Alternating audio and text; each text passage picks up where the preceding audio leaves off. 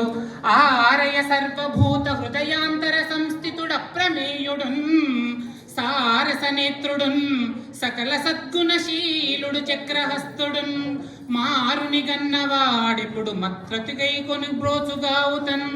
ఇది మాయాసుభద్ర ప్రార్థన.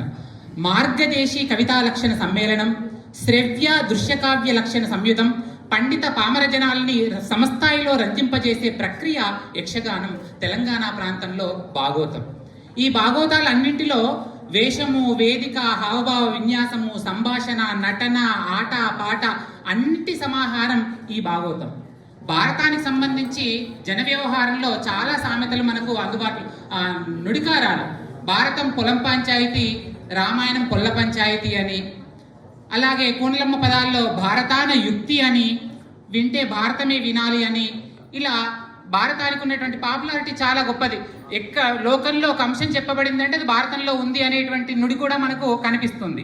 అయితే మాయాసుభద్ర చాలా విచిత్రమైనటువంటి యక్షగానం. దీని కర్త చెరివిరాల బాగయ్య గారు నల్గొండ ప్రాంతానికి సంబంధించిన పెదమాదాపురం గ్రామ వాస్తవ్యులైన పెదరామయ్య గారి పేరు మీదుగా ఈ రచన వెలువరించడం జరిగింది.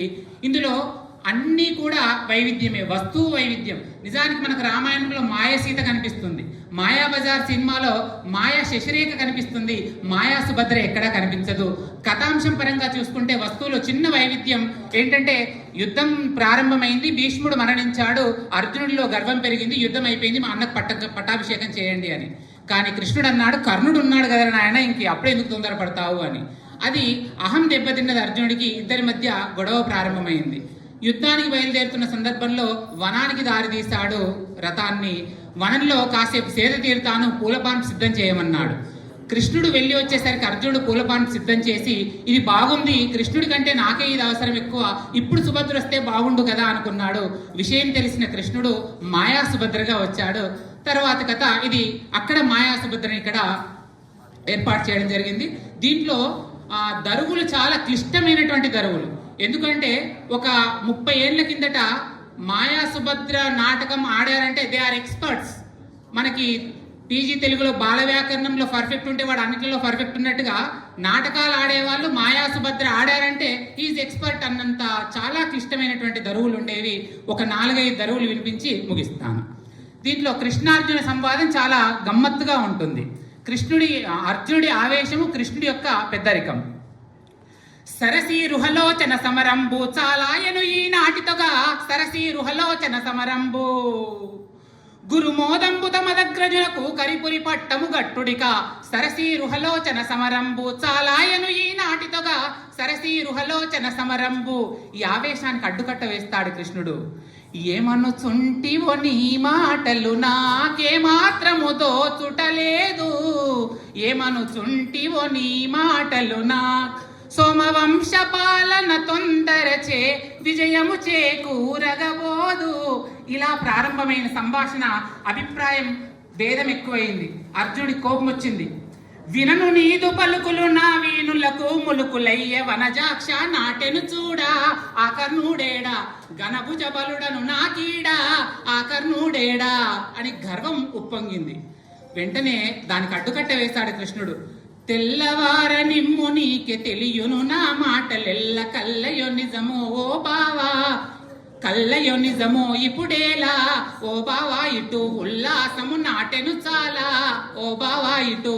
ఈ మాట పెరిగి తీవ్రమైపోయి ఇంకా కోపం ఎక్కువైపోయి మాట పెరిగి, పాకములో గల రుచి తెట్టునకే పగితి తెలియనో గోపాల, అంటే నీకే తెలియనడంచును మదిలో నిక్కబోకుము ఈ లీలా, కోల చేకొని గోగుల గాసిడి గొల్లవాడ నీకే మెరుక, కాలమొక్క తీరుగనుండదు నీ గర్వభంగము నాకెరుక. ఇలాంటి వాదం పెరిగిపోయిన తర్వాత కృష్ణుడు అలిగి వెళ్ళిపోయాడు.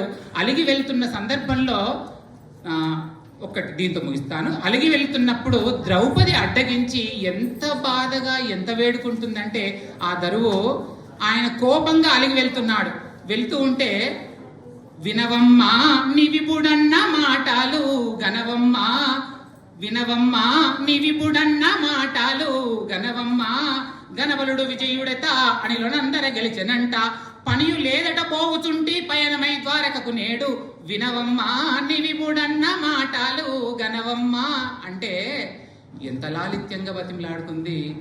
అన్నయ్యా అటులన పోకు మరుని గన్నయ్యా అటులన పోకు మరుని గన్నయ్యా ఎన్ని చేసిన పోవనియ్యా పార్దుని తప్పుల నన్నయ్యు మన్ననలు గావించుమికనే సన్నుతించెద పలు విధముల అన్నయ్యా అటులన పోకు మరుని గన్నయ్యా. ఇట్లాంటి దరువులు బోలెడున్నాయి. వినాలనే ఆరాటం ఉంటే లంచ్ టైంలో వినిపిస్తాను. ఈ అవకాశం ఇచ్చిన పెద్దలందరికీ ధన్యవాదాలు.